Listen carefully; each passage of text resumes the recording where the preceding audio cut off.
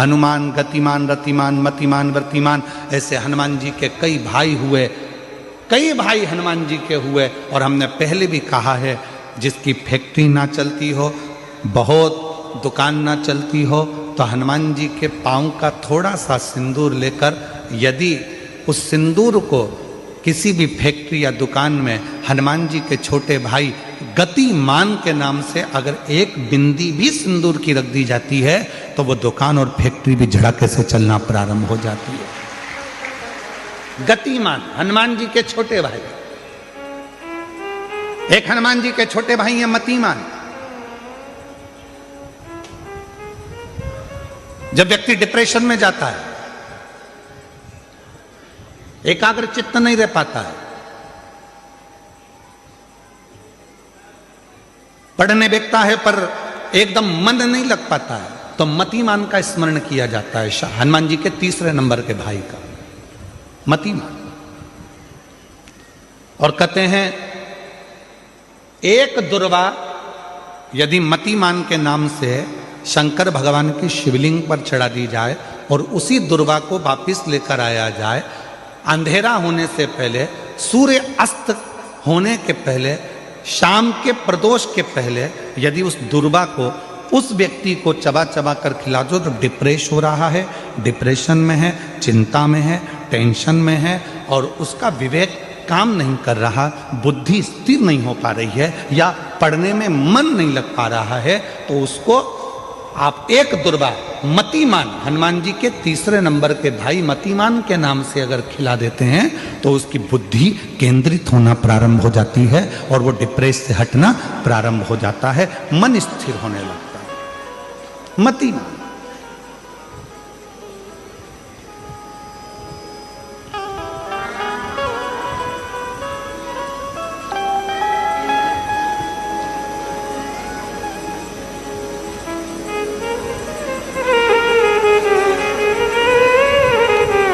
और एक नाम आता है व्रतिमान।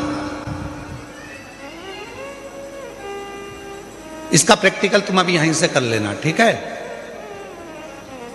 चलते चलते मालूम पड़े तुम्हारी पार्किंग यहां से आधा किलोमीटर दूर है, ठीक है? अरे बोलो तो जम के।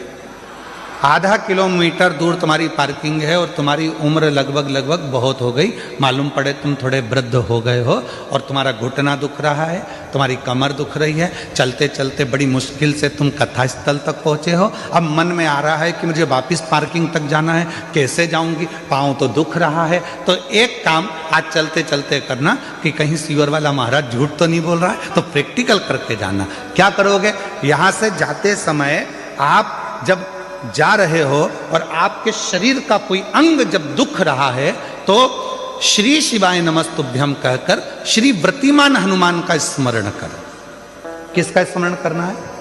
जम के बोलो, व्रतिमान हनुमान।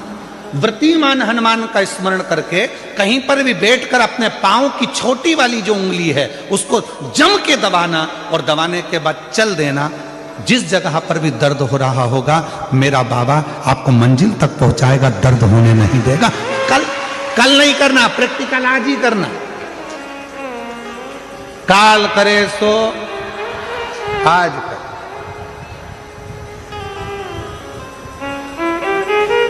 व्रतिमान आज करेंगे गुरुजी, 3 महीने में फर्क दिखेगा। तुम तो आज की आज का बताओ ना कि आज की आज में फल कैसे मिले। तुम तो बिल्कुल तैयारी में बैठो। जाते जाते व्रतिमान हनुमान भगवान श्री शिवाय नमस्तुभ्यम का स्मरण कर कर एक ऊर्जा के साथ, ताजगी के साथ चलते जाओ।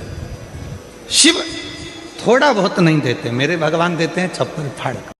ये वामन पुराण के अंतर्गत भी मिलेगा और अग्नि पुराण के अंतर्गत भी मिलेगा कि यदि नूतन मकान के पाए में एक नारियल के गोले में गुड़ भरकर, शमी पत्र रखकर उसको दबा दिया जाए, तो उस घर में कभी संपदा की कमी नहीं होती और क्लेश नहीं हो सकता, चाहे कितनी भी अहंकारी बहू क्यों ना हो, चाहे कितना भी अभिमतता रखने वाली सास क्यों ना बहू, उस सास बहू में प्रेम ही रहेगा, क्लेश नहीं हो सकता।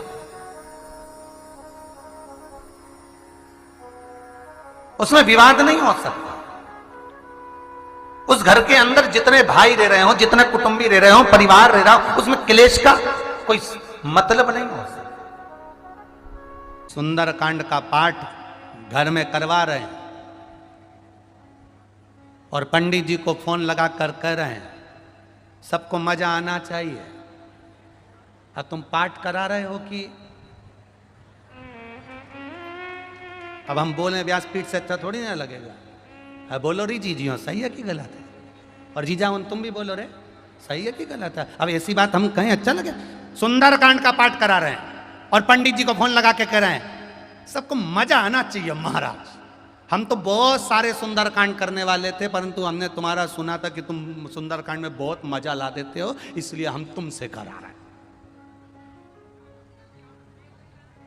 इसीलिए तुमसे करा रहे हैं। अब सुंदरकांड का पाठ मेरे हनुमान जी की कथा, मेरे हनुमान जी का चरित्र मजा लेने के लिए नहीं है, मोक्ष लेने के लिए है।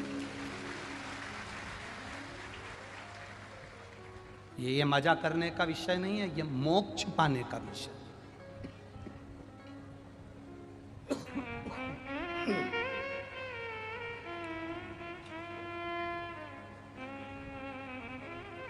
जितने लोग सुंदरकांड में आकर बैठते हैं उन्हें चौपाई से कोई मतलब नहीं होता, उन्हें तो बस महाराज ने